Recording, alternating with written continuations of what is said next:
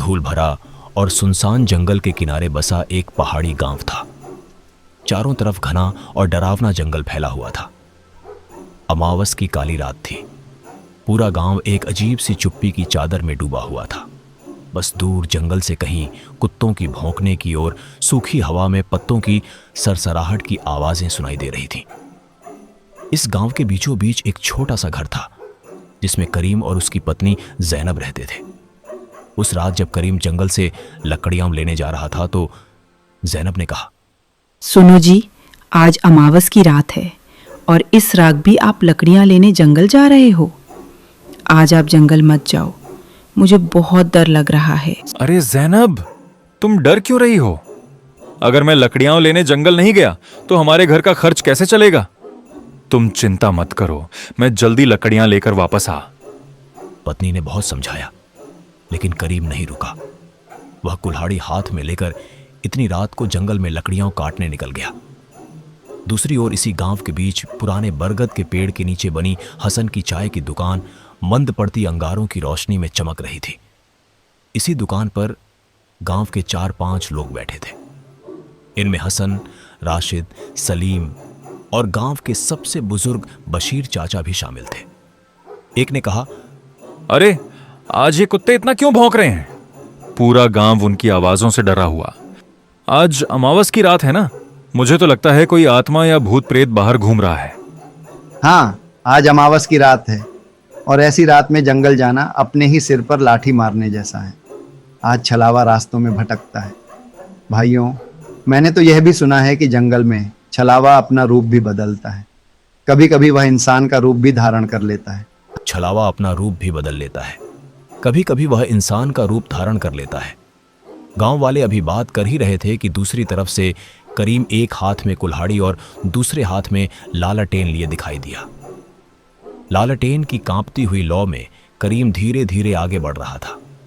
अरे करीम, इतनी रात को कहाँ चला? आज अमावस की रात है। ये रात बिल्कुल ठीक नहीं है बेटे। पागल हो गया है क्या? कौन आदमी अमावस की आधी रात को जंगल में लकड़ियाँ काटने जाता है? अगर मैं लकड़ियां लेने जंगल नहीं गया तो मेरे घर का खर्च कैसे चलेगा? इसी वजह से मेरा काम रुकता नहीं। घर में चूल्हा जलाने के लिए पैसे चाहिए और पैसे के लिए मुझे मजबूरी में जंगल जाना पड़ता है। हर रोज मेरी पत्नी जैनब मुझे मना करती है लेकिन मैं उसकी बात नहीं मानता। मत जा करीम, आज अमावस की रात है। जंगल में आज कोई इंसान नहीं बल्कि वो छलावा घूमता रहता है। इतने में एक जोरदार ठंडी हवा चली, लालटेन की लौ लहराई और जैसे किसी ने पास ही हंसकर सरगोशी की हो। सबके रोंगटे खड़े हो गए। अपती हुई लौ में करीम धीरे धीरे आगे बढ़ रहा था। इतनी रात को वह चाय की दुकान से आगे निकल गया। गांव की आखिरी सीमा पार करते ही सुनसान और डरावना जंगल शुरू हो जाता है। रात का अंधेरा और भी भयानक हो चुका था। पेड़ों की शाखाएं हवा में हिल रही थीं। जंगल की आवाजें ऐसी लग रही थीं जैसे कोई इंसान सरगोशी कर रहा हो। करीम अचानक रुक जाता है। हर तरफ चुप्पी। फिर उसे एक काला साया दिखाई देता है जो पेड़ से उतरकर खेतों की ओर चला जाता है। वह कौन है रे? गोपाल तो है क्या? अगर कोई गांव वाला मुझे डरा रहा है तो मैं डरने वाला नहीं। सामने आ जाओ वरना इस कुल्हाड़ी से तुम्हारा सिर धड़ से अलग कर दूंगा। अचानक वह काला साया वापस आने लगता है और वह कोई और नहीं बल्कि जैनब के रूप में था। मगर करीम का दिल धक से रह गया। पीछे हट। अरे जैनब, तो इस भयानक जंगल में इतनी रात को क्या कर रही हो? मैंने कहा था ना कि मैं जल्दी लौटाऊंगा। मगर आवाज जैनब की नहीं थी, वह जंगल के छलावे की आवाज थी। घर चलो करीम, रात बहुत हो गई है। पीछे हट गया और उसी पल जैनब का वह रूप धुंध बनकर गायब हो गया। यह देखकर करीम और पीछे हट गया। करीम का खून जम जाता है लेकिन वह फिर भी नहीं रुकता। जंगल के अंदर डरावनी आवाजें गूंजने लगती हैं। पीछे से किसी के चलने की आहट सुनाई देती है। वह मुड़कर देखता है, कोई नहीं। फिर उसे अपने पीछे बशीर चाचा दिखाई देते हैं, मगर वह असली नहीं थे। बशीर, आप इस समय यहां? आपने तो मुझे रोका था, फिर आप यहां क्या कर रहे हैं? मैं तेरा ही इंतजार कर रहा था करीम। आज तुझे मेरे हाथों से कोई नहीं बचा सकता। आज तेरा शरीर मेरा होगा। मुझे पता है तुम बशीर नहीं हो, तुम छलावा हो। मगर वह असली नहीं थे। उनका चेहरा बिगड़ने लगता है। आंखें लाल, दांत लंबे, चेहरा किसी राक्षस जैसा। करीम कुल्हाड़ी लहराते हुए भागता है। छलावा पेड़ों पर ऊपर नीचे कूदते हुए उसका पीछा करता है। दौड़ते दौड़ते करीम एक पुरानी खाई तक पहुंच जाता है। आगे रास्ता बंद, पीछे छलावे की हंसी। अचानक छलावा करीम का ही रूप धारण कर लेता है। अब एक तरफ असली करीम और दूसरी तरफ नकली करीम। छलावा कहता है, अब कौन असली और कौन नकली, यहां तक कि ज़ैनब भी पहचान नहीं पाएगी। जैसे ही वह हमला करने वाला था, करीम को याद आता है कि छलावा रोशनी सहन नहीं कर सकता। वह अपनी लालटेन उठाकर जोर से उसकी ओर फेंक देता है। तेज पीली रोशनी फैलती है। छलावा चिल्लाता हुआ धुएं में बदल जाता है और कहता है, अगली अमावस को वापस आऊंगा। रात के 2 बज चुके थे। लालटेन खत्म हो चुकी थी। करीम बिना लकड़ियों के वापस चल पड़ता है। वह परेशान था कि क्या करे, मैं क्या करूं। वह कुछ समझ नहीं पा रहा था। अभी देर हो चुकी है और मेरे पास मेरी लालटेन नहीं है और इस जंगल से गुजरने वाला रास्ता साफ दिखाई नहीं दे रहा। तो आइए यह करें, मैं आज रात यहां एक पेड़ के नीचे सो जाऊंगा। इस दौरान ज़ैनब को नींद नहीं आ रही थी। रात के 3 बज चुके थे। इस दौरान ज़ैनब को नींद नहीं आ रही थी। सोते ही उसने करीम के बारे में सोचना शुरू किया। वह घर में घूमती रही। सुबह होते ही वह गांव वालों के साथ, क्या हुआ ज़ैनब, आज चाय की दुकान पे कैसे पहुंची? सब ठीक तो है ना? सब कुछ ठीक नहीं है। करीम कल रात जंगल में लकड़ियां लेने गया था, लेकिन वो अभी तक घर वापस नहीं आया।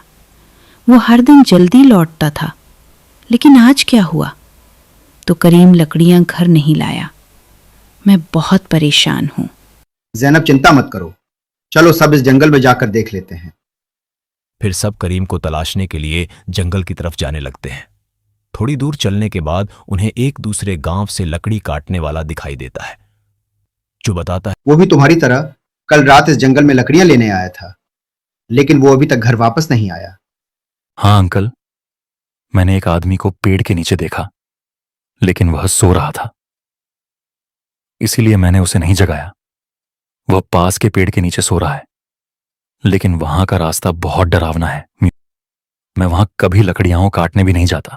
वहां से सभी करीम को ढूंढने जंगल में चल पड़ते हैं। थोड़ी दूर चलने के बाद उन्हें करीम एक पेड़ के नीचे सोते हुए दिखाई देता है।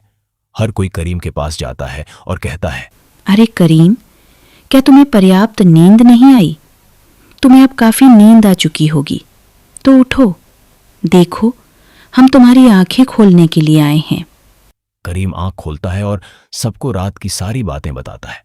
यहां क्या हुआ? क्या सब कुछ ठीक है? और ज़ैनब, तुम इन लोगों के साथ जंगल में क्यों हो? मैं पूरी रात तुम्हारी चिंता में सो नहीं पाया और आप पूछ रहे हैं कि क्या हुआ। ज़ैनब, अब मैं तुम्हें क्या बताऊं? कल रात मेरे साथ क्या हुआ? करीम, कल रात तुम्हें इस जंगल में क्या हुआ? बशीर, अब मैं आपको क्या बताऊं? कल रात जब मैं लकड़ियां लेने इस जंगल में आया तो इस जंगल का छलावा ज़ैनब के रूप में मेरे सामने प्रकट हुआ। फिर वह गायब हो गया। थोड़ी देर बाद वह भ्रम फिर आपके रूप में मेरे पीछे आया, मुझे मारने के लिए। लेकिन आपकी वजह से मैं कल रात बच गया। आपने मुझे चाय की दुकान पर बताया था कि लालटेन की रोशनी से छलावा भाग जाता है। मैंने वो लालटेन फेंक दी जिसे मैंने छलावे में रखा था। छलावा गायब हो गया, लेकिन उसने मुझे बताया था कि वह अगले चांद की रात हमारे गांव वापस आएगा। बशीर, छलावा नहीं गया है, वो अभी कुछ दिनों से गायब है, इसलिए हम सब गांव वालों को सतर्क रहना चाहिए। बेटा करीम, तुम आज बच गए, लेकिन वो फिर किसी और के भेष में आएगा। अब चलो जल्दी से यहां से।